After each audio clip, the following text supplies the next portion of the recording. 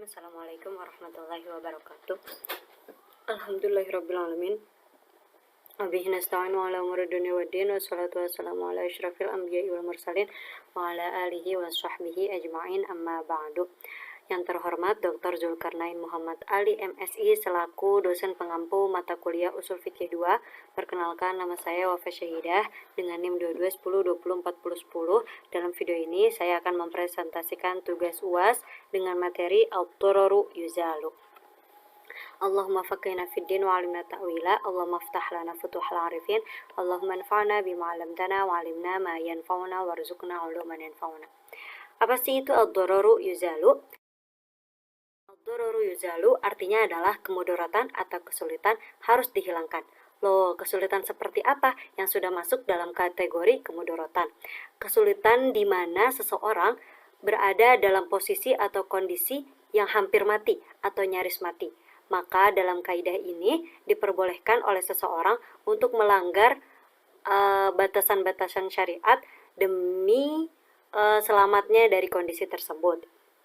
Maka kaidah ini memberikan kita pengertian bahwa manusia harus dijauhkan dari doror, tidak boleh menyakiti ataupun disakiti, baik oleh dirinya sendiri ataupun orang lain, dan tidak semestinya seseorang menimbulkan bahaya atau menyakiti pada orang lain dan diri sendiri. Sumber kaidah dari ad-dararu yuzalu ada beberapa sumber. Yang pertama dari Al-Quran, surah Al-Qasas ayat 77. Innallaha la yuhibbul mufsidin. Sesungguhnya Allah tidak menyukai orang-orang yang berbuat kerusakan. Sumber yang kedua, Quran surah Al-A'raf ayat 56. Wala tufsidu fil ard. Janganlah kamu berbuat kerusakan di bumi.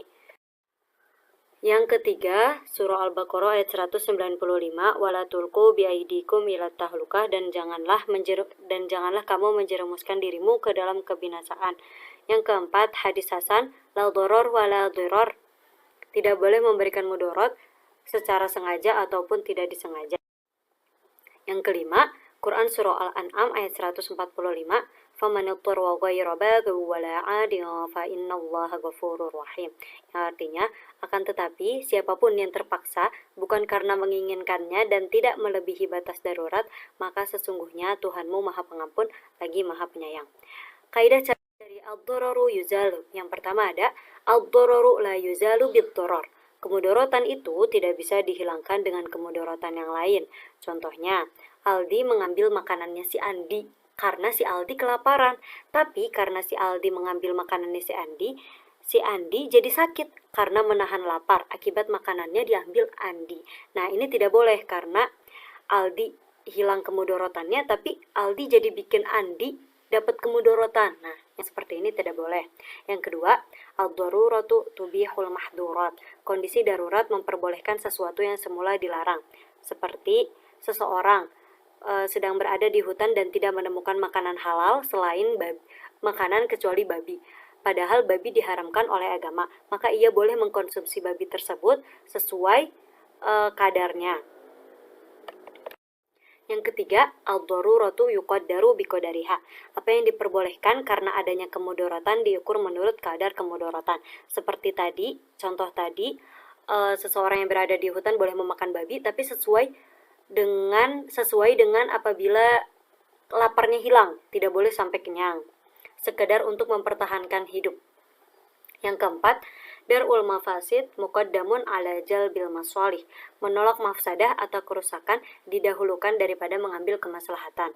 Contohnya, berkumur dan beristinsyak dalam berwudu itu disunahkan. Namun ketika sedang berpuasa lebih baik tidak melakukan istinsyak ataupun berkumur untuk menjaga kesahannya puasa dan tidak membatalkan puasa.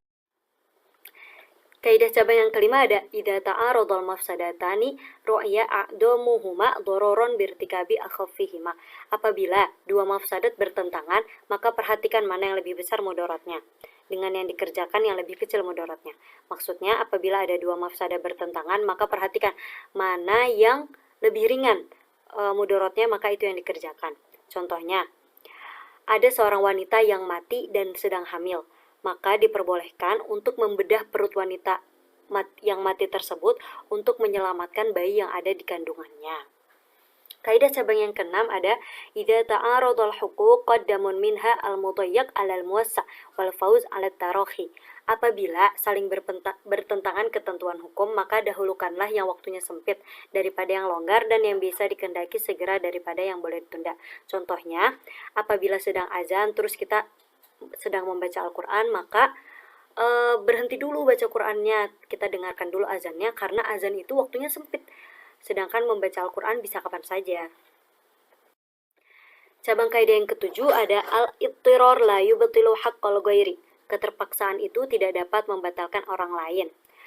Maksudnya adalah suatu keterpaksaan yang menimpa seseorang tidak dapat menjadi alasan terhapusnya dosa dan dimaafkannya seseorang dari suatu hukuman atas pelanggaran hak orang lain.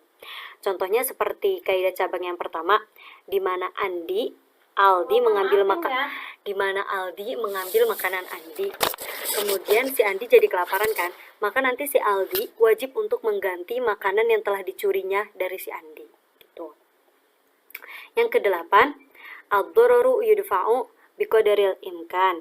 Kemudaratan itu harus dihindari sedapat mungkin. Menghindari kemudaratan merupakan kewajiban setiap muslim. Bahkan usaha preventif perlu dilakukan. Bahkan apabila usaha preventif perlu dilakukan untuk menghindarkan kemudaratan, maka harus dilakukan. Contohnya ketika Umar bin Khattab membakar kedai arak untuk menghindari terjadinya kemungkinan mudarat yang lebih besar ke depannya. Maka itu dibolehkan. Kemudian studi kasus dalam kaidah la dharar wa la dhirar. Yang pertama itu kita ambil dalam kasus ini adalah asuransi. Pada awalnya asuransi mendapatkan banyak pertentangan dalam kehalalannya karena mengandung goror dan maisir. Namun pada akhirnya asuransi dibolehkan dengan pertimbangan menghilangkan kemudaratan.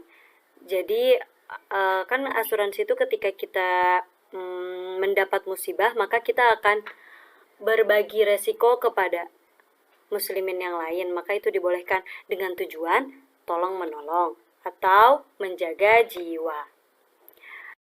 Kesimpulannya, yang pertama, dalam penerapan hukum Islam, menghindari bahaya atau kerugian lebih diutamakan daripada memperoleh manfaat.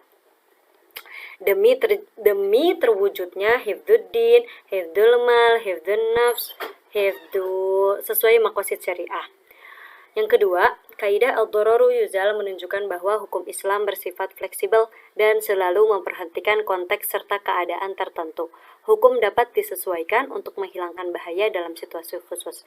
Yang ketiga, kaidah ini dapat diterapkan dalam berbagai aspek kehidupan, mulai dari kesehatan, ekonomi, lingkungan, hingga hubungan sosial. Yang keempat, kaidah ini sering diterapkan dalam pembuatan kebijakan dan peraturan. Hukum yang diterapkan harus mempertimbangkan dampaknya terhadap masyarakat dan berusaha untuk menghilangkan bahaya atau kesulitan yang mungkin timbul. Alhamdulillahirrabbilalamin. Wabillahi taufiq wal hidayah. Kurang lebihnya saya mohon maaf. Wassalamualaikum warahmatullahi wabarakatuh. Jazakumullah khair katsir.